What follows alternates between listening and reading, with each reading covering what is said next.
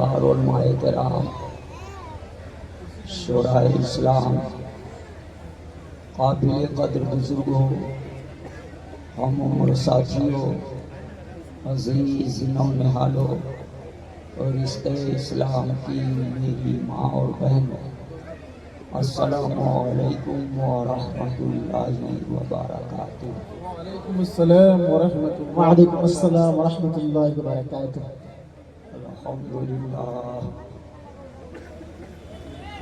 अल्हम्दुलिल्लाहि व कफा वस्सलातु वस्सलामु अला इबादिहिल लज़ीना इस्तफ़ा खुसूसन अला हबीबिही व रसूलिही सय्यदना व मौलाना मुहम्मदिन मुस्तफ़ा व अला आलिहि व अस्हाबिहि लज़ीना क़ामू बिस्सिद्क़ि वस्सफ़ा। अम्मा बाद फ़अऊज़ु बिल्लाहि मिनश शैतानिर रजीम बिस्मिल्लाहिर रहमानिर रहीम। इन्नद्दीना इंदल्लाहिल इस्लाम। सदक़ल्लाहु मौलानाल अज़ीम व बल्लगना रसूलुहुन नबियुल अमीनुल करीम व नहनु अला ज़ालिका लमिनश शाहिदीन व शाकिरीन वल्हम्दुलिल्लाहि रब्बिल आलमीन। आइए अक़ीदत व मोहब्बत के साथ रसूल पाक साहिबे औलाद सल्लल्लाहु अलैहि वसल्लम की बारगाह मुअज़्ज़म में दुरूद शरीफ का नजराना बांदाज़े ग़ुलामाना पेश करें और झूम झूम कर बुलंद आवाज़ से दुरूद शरीफ पढ़ें। पढ़िए अल्लाहु रब्बुल मुहम्मदिन सल्लल्लाहु अलैहि वसल्लम नहनु इबादु मुहम्मदिन सल्लल्लाहु अलैहि वसल्लम या रसूलल्लाह असरात सल्लल्लाहु तआला अलैहि वसल्लम। आप ख्वाजा हिंद कॉन्फ्रेंस इस वक्त हाजिर हैं, इसलिए अपने मौजू से हटकर चंद अशार मैं कहते लफ्ज पेश कर रहा हूँ। दिल के कानों से समाअत करें। तजल्ली ही तजल्ली है, नजर जाती जहां तक है। तजल्ली ही तजल्ली है, नजर जाती जहां तक है। मेरे ख्वाजा तेरा जलवा कहाँ से है, कहाँ तक है। वाह वाह, क्या कहना है, सुभान अल्लाह। तजल्ली ही तजल्ली है, नजर जाती जहां तक है। मेरे ख्वाजा तेरा जलवा कहाँ से है, कहाँ तक है। अब तेरे जलवों की ताबानी का आलम है ताअल्ला। तेरे जलवों की ताबानी का आलम है ताअल्ला। बुते हैरत ज़दा गोया ज़मीं से आसमां तक है। बुते हैरत ज़दा गोया ज़मीं से आसमां तक है। आजब तौक़ीर बख्शी है तेरी सूरत को कुदरत ने। आजब तौक़ीर बख्शी है तेरी सूरत को कुदरत ने। नजर जाती जहां तक है, नजर आती वहां तक है। नजर जाती जहां तक है, नजर आती वहां तक है। अब तुझे देखा है जब से महवे हैरत हैं फरिश्ते भी। तुझे देखा है जब से महवे हैरत हैं फरिश्ते भी कि इस मिट्टी के पुतले की पहुंच यारब कहाँ तक है। सुभान अल्लाह, सुभान अल्लाह। पहुंच यारब कहाँ तक है। वो साथ ख्वाजा ख्वाजगान सुल्तानुल हिंद मोइनुद्दीन हसन चिश्ती अजमेरी की जात है। अभी आप समाअत कर रहे थे। 800 साल से इस मुल्क पे हुकूमत करने वाला, इस 800 साल को छोड़ दीजिए, अभी आप 75 से 78 साल की तारीख हिंदुस्तान की पढ़ लीजिए तो कितने नाम के साथ साबिक लग चुका है, पूर्व लग चुका है। पूर्व प्राइम मिनिस्टर, पूर्व प्राइम मिनिस्टर, पूर्व पूर्व प्रधानमंत्री, साबिक प्रधानमंत्री, ये लग चुका है सिर्फ 75-78 साल में, मगर मुसलमानों 800 साल का जमाना गुजर गया, आज तक किसी की जुबान से नहीं निकला कि साबिक सुल्तानुल हिंद मोइनुद्दीन 800 साल पहले भी कहा गया था सुल्तानुल हिंद मोइनुद्दीन अजमेरी, आज भी यही कहा जा रहा है और कल भी यही कहा जाएगा। मैं सोचने लगा ये कैसा सुल्तान है कि इसकी सल्तनत नहीं जाती, तो जवान मिला जिसे हम लोग सुल्तान बनाते हैं, वक्त आता है तो बदल दिया करते हैं, मगर गरीब नवाज को किसी के बाप ने नहीं रसूले पाक, इसलिए दुनिया की कोई ताकत उसकी सल्तनत को छीन नहीं। सुभान अल्लाह। नारे तकबीर, नारे रिसालत, ख्वाजा का हिंदुस्तान जिंदाबाद, ख्वाजा का हिंदुस्तान जिंदाबाद, हिंदुस्तान का सुन्नी मुसलमान जिंदाबाद। नारे तकबीर, नारे रिसालत, मौलाना कमरुद्दीन साहब किबला निजामी। सुभान अल्लाह। ये मेरा मौजू नहीं, मैं आपको बता दूं आप कि दिलो दिमाग में उतर जाए। सुल्तान कौन होता है? जो दे। बेशक आप मुझे बताइए, इतने बड़े मजमन कभी इस अजमेर वाले को दिल्ली वाले से मांगते किसी ने देखे? नहीं। क्या जुमला जरा। ये अजमेर वाला दिल्ली में मांगते नहीं नजर आया, मगर दिल्ली वाला अजमेर में मांगते नजर आया। हमारे आजाद हिंदुस्तान का कोई प्रधानमंत्री ऐसा नहीं कि वो प्राइम मिनिस्टर हो और गरीब नवाज का उर्स आए और उसकी चादर वहां न जाए।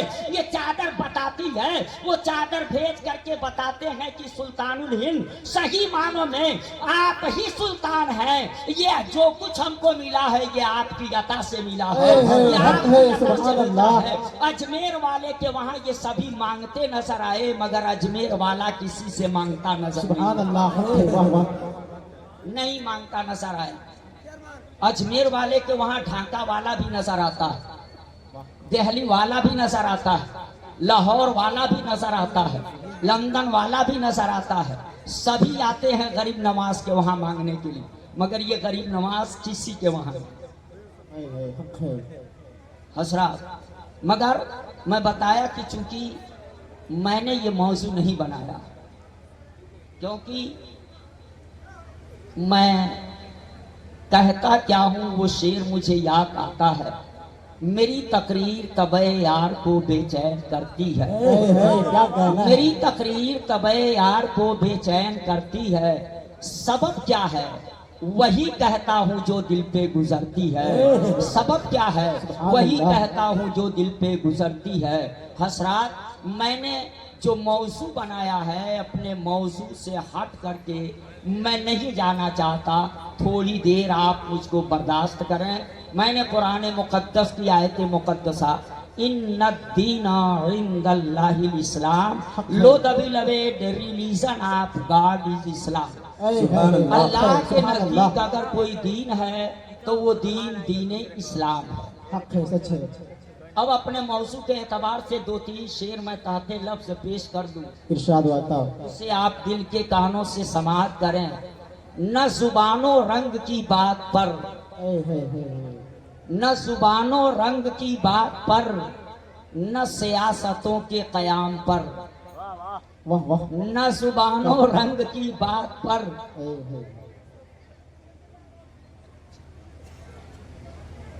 न जुबानो रंग की बात पर, न सियासतों के कयाम पर, है खुदा का फजल कि हम लूटें भी तो अपने दीन के नाम पर। न जुबानो रंग की बात पर, न सियासतों के कयाम पर, है खुदा का फजल कि हम लूटें भी तो अपने दीन के नाम पर। जो नहीं मताए जहां नहीं, मुझे फिक्रे सूदो ज़या नहीं, जो नहीं मताए जहां नहीं, मुझे फिक्रे सूदो ज़या नहीं। मैं बिलाल हूँ मरूंगा भी तो अहद अहद ही के नाम पर, सुभान अल्लाह, मैं सुभान बिलाल अल्लाह, हूँ, क्या मैं कहना है, मरूंगा हक है। भी तो अहद अहद ही के नाम पर। अब मैं वो आबो गिल की फसील हूँ जो गिरी तो और अटल हुई, मैं वो आबो गिल की फसील हूँ जो गिरी तो और अटल हुई, मेरी मौत नक्शे जदीद बन के उठेगी लौहे दवाम पर, मेरी मौत नक्शे जदीद बन के उठेगी लौहे दवाम पर। न हरम न कुद्स के ढाए से कभी मिट सकेगा खुदा का दीन, न हरम न कुद्स के ढाए से कभी मिट सकेगा खुदा का दीन, है असासे दीन मोहम्मदी बखुदा दिलों के कयाम पर, है असासे दीन मोहम्मदी बखुदा दिलों के कयाम पर। हसरात हम और आप मुसलमान हैं, हमारा और आपका मजहब मजहब इस्लाम है, बिल्कुल हक है। हम इस्लाम के मानने वाले मुसलमान। सुभान अल्लाह। मगर मैं आपसे पूछना चाहता कि दावा तो करते हैं हमारा दीन इस्लाम है, मगर कभी आपने ये जानने की कोशिश भी की कि ये इस्लाम क्या है, कैसा दीन है? मैं जब गौर किया तो पता चला इस्लाम वो मजहब है कि आज से नहीं, पहले ही दिन से इसको मिटाने की कोशिश की जा रही, पहले दिन से इसको मिटाने की कोशिश की जा रही है। मैं आज के किसी की बात नहीं करता, आप बड़ा मशहूर वाकया बात वो कहूंगा जो दिलो दिमाग में उतरे। मेरा मकसद खताबत का जादू जगाना नहीं, अपनी बात समझाना है, दिलो दिमाग को हासिल करके आप लोग सुनिए इंशाअल्लाह। मैं बड़ी आसान करके बात करूंगा ताकि सबकी समझ में आए। आप एक बड़ा मशहूर वाकया सुने होंगे कि मेरे आका हुजूर सल्लल्लाहु अलैहि वसल्लम के दुश्मन एक मर्तबा इकट्ठा हुए।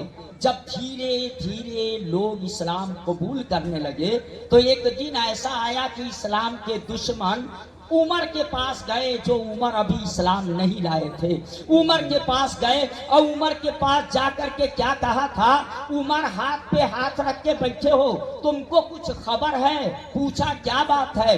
कहा 39 कलमा पढ़ने वाले हो गए हैं। 39 कितने हो गए हैं? 39 हो गए हैं कलमा पढ़ने वाले। अगर इसी तरह खामोश बैठे रहे तो देखते देखते लोग बाप दादा का दीन छोड़ देंगे और हमारे माबूदों को लोग बुरा कहने लगेंगे। इसलिए कुछ करना चाहिए, वरना इस्लाम बड़ी तेजी से फैल रहा है। आज 39 की तादाद हो गई है। इस वाक़े से आपको ज़हन में ये रख लेना चाहिए कि कभी इस्लाम के मानने वालों की तादाद पूरी रूए जमीन पर सिर्फ और सिर्फ 39 की थी। तब इस्लाम के दुश्मनों ने कोशिश की थी और इतना सुनने के बाद उमर ने अपनी तलवार निकाली थी और कहा 39 हो चुके हैं, मगर लो अब उमर की तलवार निकल गई है। देखना है 40वें नंबर पे कौन कलमा पढ़ता है और कौन इस्लाम को कबूल करता है। मुसलमानों, तलवार उमर की जो निकली थी वो इस्लाम फैलाने के लिए नहीं निकली थी, वो इस्लाम को मिटाने के लिए निकली थी। वो सालिम है जो कहते हैं तलवार के जोर से इस्लाम फैला है। पहले ही दिन से तलवारें उठी हैं तो इस्लाम मिटाने के लिए उठी है, इस्लाम हक फैलाने। है, सच है। बहुत खूब, जिंदाबाद जिंदाबाद। उमर नंगी तलवार लेकर के चल रहा हूं, पैगंबर का सर कलम कर दूंगा, न रहे बांस न बजे बांसुरी, न पैगंबर रहेंगे न कोई कलमा पढ़ेगा। नंगी तलवार लेकर के गए। क्या इरादा था? 39 हो चुके हैं, 40वें नंबर पे नहीं होने दूंगे। उमर को क्या पता था 40वां नंबर किसी और का नहीं, अब उमर ही का आ चुका है। सुभान अल्लाह, हक है। यही से आप जहन में ये भी रखिए, तारीख ये बताती है जो इस्लाम मिटाने की कोशिश किया है, इस्लाम उसी के सीने में उतरने का काम। सुभान अल्लाह, हक है, सच है।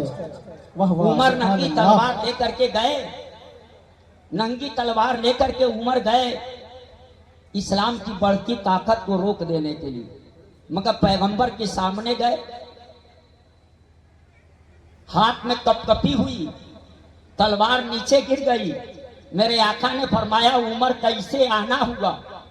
तो उमर कहते हैं या रसूल अल्लाह अपनी गुलामी का पट्टा गर्दन में डाल दीजिए, मुझे अपना बना लीजिए। उमर सूगे नबी गए और नसर सूगे उमर गई, उमर सूगे नबी गए और नसर सूगे उमर गई। अब बड़ी निगाहे मुस्तफा तो जिंदगी संवर गई, बड़ी निगाहे मुस्तफा तो जिंदगी संवर गई। मुसलमानों अब मुबल्लिग इस्लाम बन करके आ रहे हैं, नबी की गुलामी का पट्टा गर्दन में डाल करके आ रहे हैं।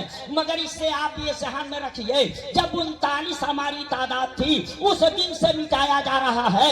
1500 साल का जमाना हुआ, 39 जब हमारी तादाद थी तब से मिटाया जा रहा है। और आज इस रूए जमीन पर 39 नहीं, 3900 नहीं, 39,000 नहीं, 39 लाख नहीं, 200 करोड़ से ज्यादा की तादाद इस रूए जमीन पर कलमा पढ़ने वालों की हो गई है। मुसलमानों 1500 साल में हमको कितना मिटा दी जाएगी। वाह वाह, इस्लाम की फितरत में कुदरत ने लचक दी है। वाह वाह, क्या कहना है। इस्लाम की फितरत में कुदरत ने लचक दी है। तुम जितना ही दबाओगे उतना ही ये उभरेगा, तुम जितना ही दबाओगे उतना ही ये उभरेगा। मुसलमानों हर दौर में इस्लाम मिटाने की कोशिश की गई है। बड़ा मशहूर वाकया मैं पेश करूंगा जो आप लोग बारहा सुने हैं। आपने सुना है बिलाल हबशी की पीठ पे कोड़े बरसाए जाते थे, गले में रस्सी का फंदा डाल दिया जाता था, गरम रेत पे घिसेटा जाता था और उनके सीने पे वजनी पत्थर रख दिया जाता था। बिलाल हबशी का जुर्म क्या था, उनको ये सजा दी जा रही थी।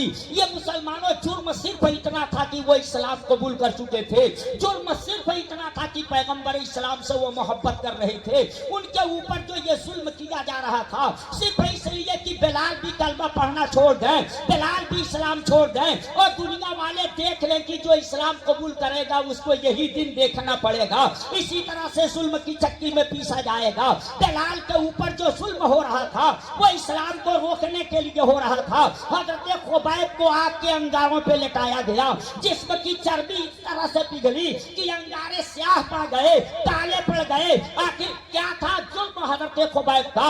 मुसलमानों की उनके ऊपर ये जुल्म किया जा रहा था, सिर्फ और सिर्फ इसलिए किया जा रहा था कि ये खुबैब भी इस्लाम छोड़े और दूसरे लोग देख करके डर जाए, इतना डर जाए कि कोई इस्लाम कबूल करने को तैयार न हो।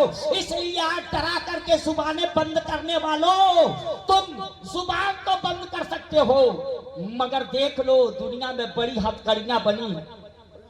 जुबान को माना कि बंद कर दो, ये सब कुछ तस्लीम है मगर हाथ में डालने के लिए हथकड़ी है, पैर में डालने के लिए बेड़ियां हैं, इंसान को जेल की सलाखों में ठूस देने के लिए कैद खाने हैं, मगर इंसान के दिमाग पे लगाने के लिए आज तक कोई हथकड़ी नहीं बनी, कोई बेड़ी नहीं बनी। कैद खाने में भी रह करके उसका दिमाग काम करता रहेगा। हक है बिल्कुल। इसलिए अब देखो तारीख देखते जाओ, पैगंबर इस्लाम के राहों में कांटे बिछाए गए, ये इस्लाम फैलाने के लिए था। हालत नमाज में पैगंबर इस्लाम के ऊपर ऊंट की ओझली डाली गई, क्या इस्लाम फैलाने के लिए था? हिजरत की रात में एक एक कबीले से एक एक जवान चुने गए थे। मुसलमानों का शान नबूवत को नंगी तलवार लेकर के घेरे हुए थे। वो हिजरत की रात में जो नंगी तलवारें उठी थी, क्या वो इस्लाम फैलाने के लिए उठी थी? नहीं मुसलमानों, वो सब इस्लाम मिटाने के लिए उठी थी।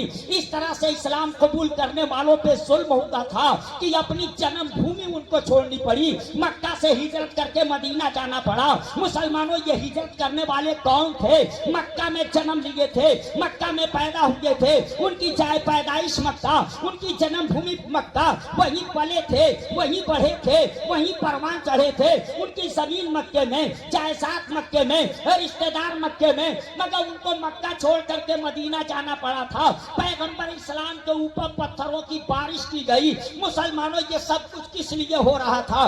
शोएब अबी तालिब में इनको कैद किया गया, ये सब कुछ किस लिए हो रहा था? सिर्फ और सिर्फ इस्लाम मिटाने के लिए। मगर क्या इस्लाम मिट गया? मुसलमानों ने कल इस्लाम मिटा था, ना आज किसी के मिटाने से इस्लाम मिटेगा।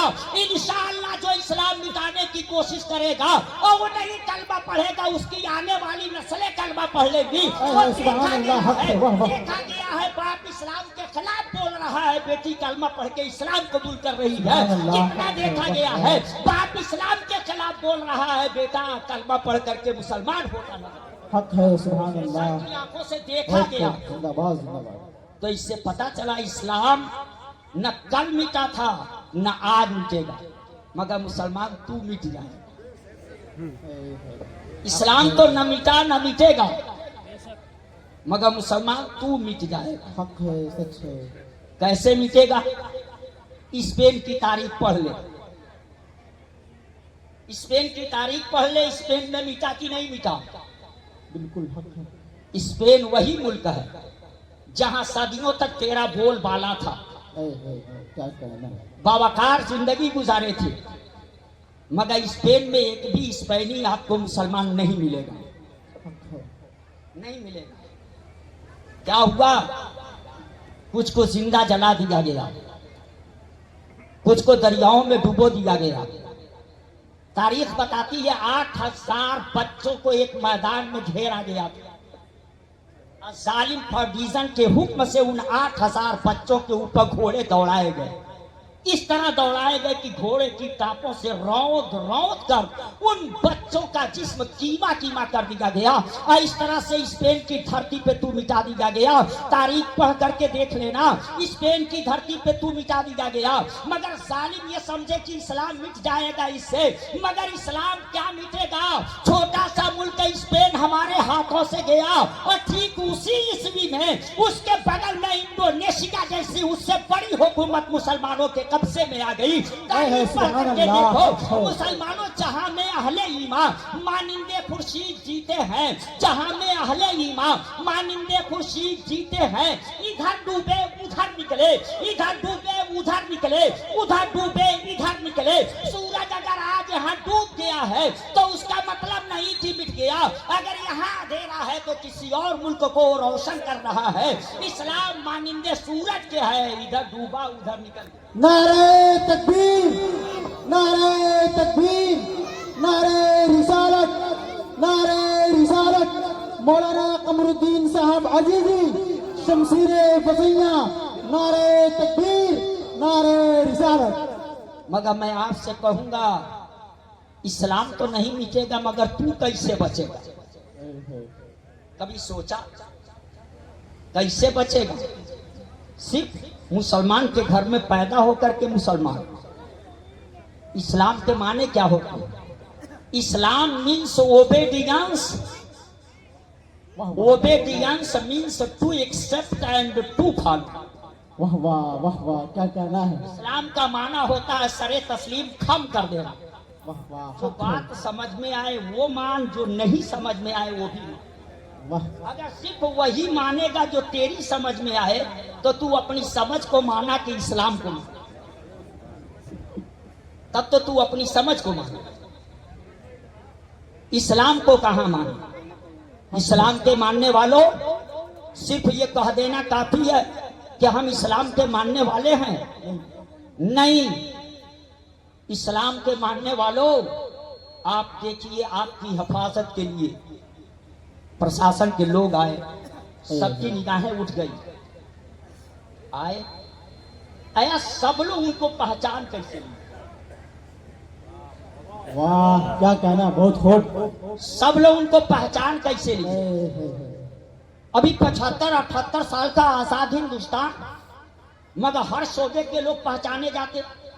पुलिस का जवान अपनी वर्दी से, पीएससी का जवान अपनी वर्दी से, आरपीएफ का जवान अपनी वर्दी से, सीमा सुरक्षा बल का जवान अपनी वर्दी से, ट्रेन में टीटी अपनी वर्दी से, वकील अपनी वर्दी से, जज अपनी वर्दी से। ये सिर्फ 78 साल 75 साल में सबको वर्दी मिल गई। मगर मुसलमान, मैं तुझसे पूछना चाहता कि 1500 साल में क्या इस्लाम ने तुझे कोई वर्दी न दी थी? तुझे कोई बिल्ला नहीं दिया था, कोई पहचान नहीं दिया था? पैगंबर इस्लाम ने तुझे कोई पहचान नहीं दी थी? जो अपनी पहचान मिटा देता है वो धक्का खाता है। अपनी पहचान तूने मिटा दिया, जिसकी बुनियाद पे आज तुझे धक्का खाना पड़ रहा है। मुसलमानों, इसी मुल्क में मुसलमानों से कहा जाता है अपनी पहचान बचा के रखो, तो ये कहता है मौलाना साहब समाज ऐसा नहीं। कहता है समाज ऐसा नहीं है, पता नहीं ये कौन समाज देखता, कौन सा समाज देखता। इसी मुल्क में पूर्व प्राइम मिनिस्टरों की लिस्ट देखो तो मनमोहन सिंह का नाम आएगा। हक है, हक है। आएगा, आप लोग देखे होंगे। मेरा मकसद समझाना, वो पढ़े लिखे थे कि नहीं डॉक्टर मनमोहन सिंह? पढ़े लिखे थे। पढ़े लिखे ना। हिंदुस्तान के प्राइम मिनिस्टर, बड़ी ऊंची कुर्सी, और उस ऊंची कुर्सी पर बैठे। हिंदुस्तान एक जमहूरी मुल्क है, मगर जब पहुंचे तो अपनी दाढ़ी लेके, अपनी पगड़ी लेके, अपनी पहचान लेके, मैं आलम तसव्वुर में पूछा डॉक्टर मनमोहन सिंह, ये मुल्क जमहूरी है, फैसला जमहूरियत की बुनियाद पे होता है। दो लीडर लड़ते हैं, एक 999 वोट पा जाए और दूसरा 1000 वोट पा जाए, तो एक वोट की बुनियाद पे उसकी डिग्री हुई ना। 999 किसी काम का नहीं न होगा। तो ये मुल्क जमहूरी है और जमहूरी मुल्क में जमहूरियत का ख्याल किया जाता है। आप उस मुल्क के प्राइम मिनिस्टर हो, मगर बैठे हो इतनी बड़ी कुर्सी पर, मगर क्या अक्सरियत का ख्याल किया? कै % लोग पगड़ी वाले हैं, कै % लोग दाढ़ी वाले हैं। तो उन्होंने कहा जरूरत पड़ी तो ये कुर्सी छोड़ूंगा, मगर ये अपनी पहचान नहीं छोड़ूंगा। कहना चाहता, अगर डॉक्टर मनमोहन सिंह को मुसलमानों गुरु नानक ने पहचान दे रखी है, गुरु गोविंद ने पहचान दे रखी है, तो क्या मदीने के ताजदार ने तुझे पहचान नहीं दी थी? मदीने के ताजदार ने तुझे वर्दी नहीं दी थी? मेरा दावा है मुसलमानों, तुझे आधार कार्ड से न पहचाना जाए तो तू पहचान में नहीं आता। पैगंबर के दिए हुए तरीके को अपना ले। दुनिया आधार कार्ड बाद में देखेगी, तेरी सूरत देख के कहेगी नबी का दीवाना।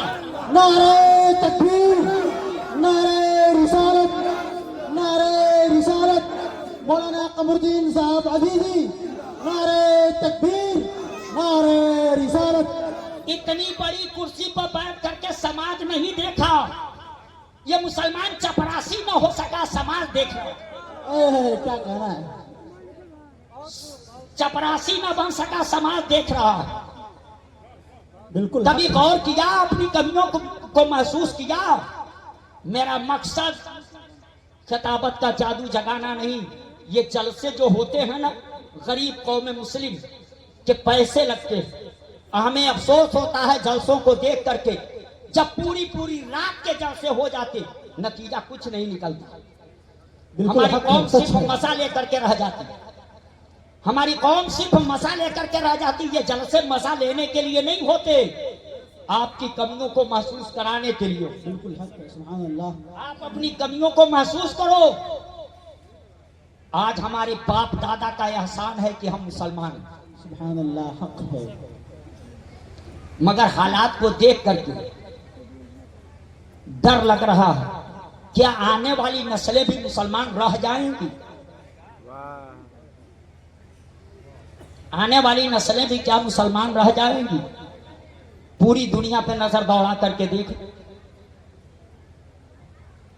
इसी तरह से कभी आसान, कभी कुरान की आयतों के खिलाफ अंगुली उठाई जाती है, कभी आसान की बात आती है, कभी निकाह का मसला आता है, कभी तलाक का मसला आता है, कभी हिजाब का मसला आता है। इन सारी चीजों को देख करके तुझे नहीं लगता अगर इसी तरह से होते रहे तो 50 साल के बाद जो हमारी नस्लें आएंगी, आया वह भी मुसलमान रह पाएंगी कि नहीं? उनको भी पता रहेगा कि नहीं रहेगा कि 24 घंटे में 5 वक्त की नमाज होती है? क्या तुझे इन सब हालात को देख करके तुझे काली घटाओं का भी न पहचानना आया? तुझे काली घटाओं का भी न पहचानना आया? नसीमन से धुआं उठता है, तुम कहते हो सावन है। नसीमन से धुआं उठता है, तुम कहते हो सावन है। अरे इन हालात को देख करके तुझे होश नहीं आया? क्या खतरे की घंटी नहीं बज गई? अगर खतरे की घंटी बज रही है तो मैं कहूंगा छोड़ दो बूढ़ों को। अरे सबको अगर जवानों की जरूरत है तो इस्लाम को भी जवानों की जरूरत है। मुसलमानों हर मैदान में देखो, RPF की भर्ती होती तो बूढ़ा नहीं लिया जाता, सीमा सुरक्षा बल की भर्ती होती तो बूढ़ा नहीं लिया जाता, डकैतों में बूढ़े नहीं लिए जाते, चोरों को बूढ़ों की जरूरत नहीं है। मुसलमानों, बाजार की रंगीनियां बूढ़ों को नहीं बुलाती हैं, गंदी पत्रिकाएं बूढ़ों को अपनी तरफ आकर्षित नहीं करती हैं। मुसलमानों, मोबाइल और फेसबुक पे आने वाली गंदी और नंगी तस्वीरें बूढ़ों को अपनी तरफ नहीं माइल करती हैं। मुसलमानों, सबको सब जगह नौजवान लिए जाते, जब भी भर्ती होगी तो नौजवान लिया जाएगा। डकैतों को भी नौजवान की जरूरत है, लुटेरों को भी नौजवान की जरूरत है। अगर सबको नौजवान चाहिए तो इस्लाम को भी नौजवान चाहिए, इस्लाम को भी नौजवान की जरूरत है। इसलिए मुसलमानों, मैं कहूंगा नौजवानों, कल तुझे संभालना है, बूढ़ों को नहीं संभालना है। बूढ़े तो पके आम की तरह से हो गए, अब टपक जाए तब टपक। मगर कल के हालात का मुकाबला तुझे करना है। कभी संजीदगी से सोचा, कभी गौर किया? सिर्फ दूसरों पे अंगुली उठाना जानते हो? दूसरों पे अंगुली उठाने से काम चलेगा? दूसरों ने कब तुझसे कहा कि तुम दाढ़ी न रखो? किस पे ये इल्जाम लगाओ? दूसरों ने कब तुझसे कहा कि तुम नमाज न पढ़ो? दूसरों ने कब तुझसे कहा कि तुम रोजा न रखो? बहुत खूब। क्या उसी दिन का इंतजार कर रहे हो कि लोग कहें कोई दाढ़ी नहीं रख सकता? क्या उसी दिन का इंतजार कर रहे हो कि लोग कहें कोई नमाज नहीं पढ़ सकता? अभी तो कोई पाबंदी नहीं ना ऐसी है। कौन तुझको रोका है? खुदा ने आज तक उस कौम की हालत नहीं बदली, न हो खुद ख्याल जिस कौम को अपनी हालत के बदलने का। इसलिए मुसलमानों, मैं आपसे कहना चाहूंगा, अपने आप को बदलो। बेवकूफी यही कहता है, बदलने दो ना, हमारी हालत बदल जाएगी। किसी के बदलने से तेरी हालत नहीं बदलेगी, जब तक तू नहीं बदलेगा तब तक तेरी हालत नहीं बदलेगी। बिल्कुल हक है, सच है। बहुत खूब। दूसरों पे इल्जाम ना लगाओ। तू अपनी कमी की सजा पा रहा, तू अपनी कमी की सजा पा रहा। गलती तेरी है। दुनिया की सारी कौमें पढ़ रही हैं, हमारा नौजवान पूरी पूरी रात मोबाइल पे अंगुलियां कसता है। हक है, सच है। बताओ, हम नहीं बर्बाद होंगे तो कौन बर्बाद हो? जिसकी जिम्मेदारी थी समझाना कि ये चीज हराम है, आबादी में देखो ये 20%, मगर बिगड़ा कितना है? शराब की भट्टी का रजिस्टर उठा ले। आबादी में ये 20%, मगर शराब की भट्टी पे तादाद देख ली जाए तो ये 50% नजर आए। कौन बिगड़ा है? आबादी में देखो ये 20%, कोर्ट और कचहरी में जाकर के देख लो तो ये 50%। बिगड़ा कौन है? आबादी में ये 20% FIR दर्ज होते हैं, वहां जाकर के देखो तो ये 40 से 50%। लड़ना जानता है, अपनी कमियों को महसूस करना नहीं जानता, अपनी कमियों को महसूस करना नहीं जानता। कहता ये कौम गरीब है। ये कौम कभी गरीब हो सकती है?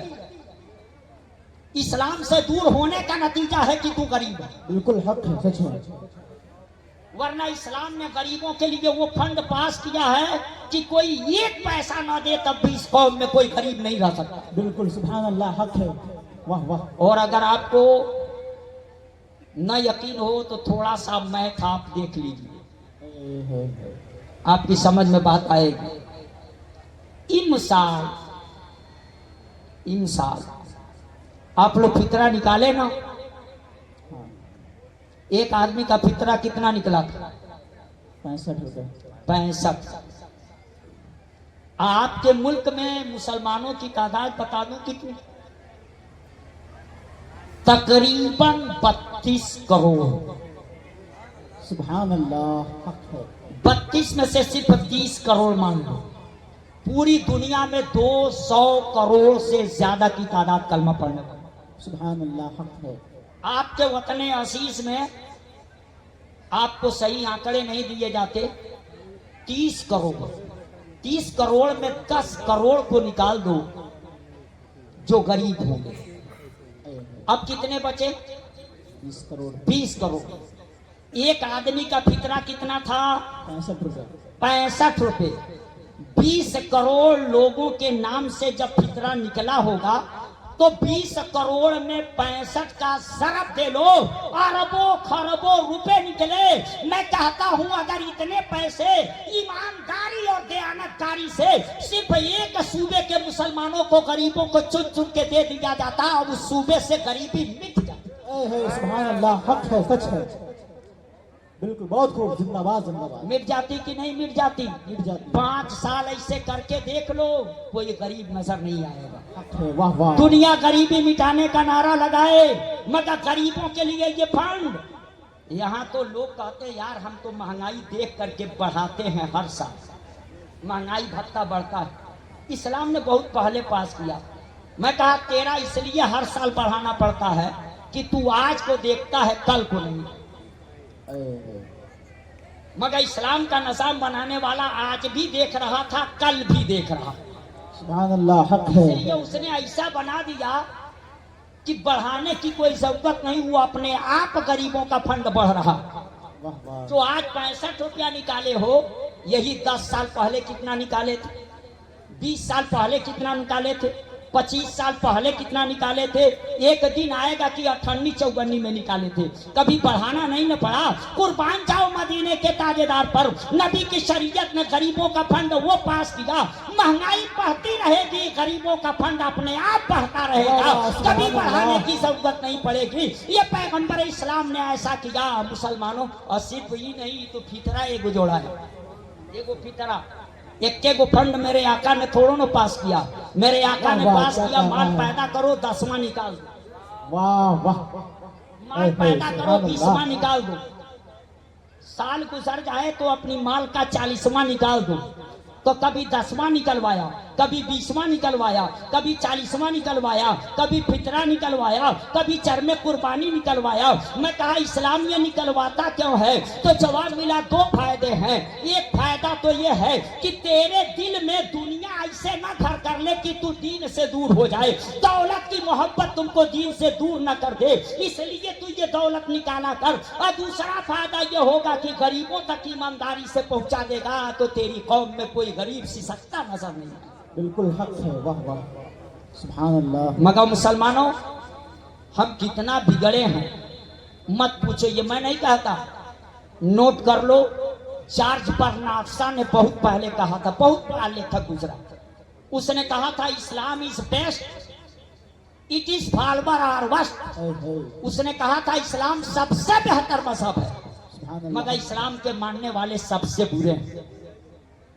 अपने दूसरे वर्ड में कहा था I like the Islam but hate the Muslim. मैं इस्लाम से मोहब्बत करता हूं मगर मुसलमान से नफरत करता हूं। मैंने कहा जब इस्लाम से मोहब्बत करता तो मुसलमान से नफरत क्यों? कहा इस्लाम को देखा तो भाईचारे का मजहब पाया, तो मैं कहा आई लाइक द इस्लाम। हक है। मगर इस्लाम के मानने वालों को देखा तो भाई भाई से बेजार, चटाइयां बटी हुई। जो आया था भाईचारे की तालीम देने के लिए, आज वही इंतशार का शिकार हो गया। पैगंबर ने तुझे ये भाईचारे की तालीम दी थी, अब तेरी ये वो ताकत है कि आज भी दुनिया इसी से डरती है कि ये कौम एक न होने। पता चला ये तेरी बहुत बड़ी ताकत, मगर तूने इसको बिगाड़ा ना। ये दूसरों की कमी है कि हमारी, इसलिए ये जलसे होते हैं, बड़ी मेहनत से होते हैं। आप जलसों को दिल बहलाने का जरिया ना बनाइए, दिल बहलाने का जरिया ना बनाइए। अपनी कमियों को महसूस कीजिए और यहां से जाइए तो जैसे आप मुल्क के वफादार हो वैसे मजहब के भी वफादार रहो, मुल्क का भी वफादार और मजहब का भी। मुल्क ने कानून बनाया, आधार कार्ड बनवाओ, ये करो ये करो ये करो, सब कर रहे हो ना, तो तेरा इस्लाम भी जो कह रहा है वो क्यों नहीं कर रहे? वो भी करो। अपनी मस्जिदों को अपने सजदों से आबाद करो।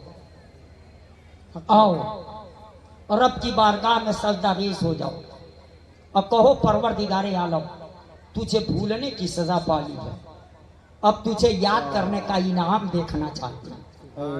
परवरदिगारे आलम, मस्जिदों से दूर रहने की सजा पाली है, और मस्जिदों को आबाद करने का नतीजा भी हम देखना चाहते हैं। परवरदिगारे आलम, दीन से दूरी का नतीजा हमने देख लिया है, मगर अब दीन के सांचे में जिंदगी ढालने का इनाम भी हम देखना चाहते।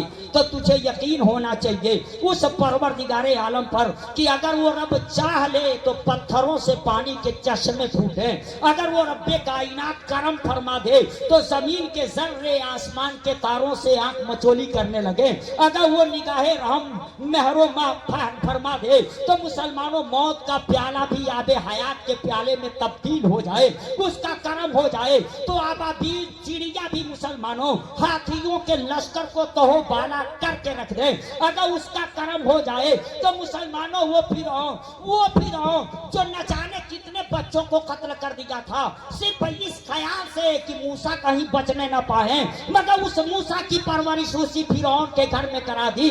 मुसलमानों इसलिए हालात को देख करके मायूस होने की जरूरत नहीं है, मायूस होने की जरूरत नहीं, अपनी कमियों को दूर कर दो, रब का करम होगा, हालात अपने आप संवर जाएंगे, सुधर जाएंगे। इज्जत तो खुदा देने वाला, जिल्लत तो खुदा देने वाला, शान भी उसकी अजीब है।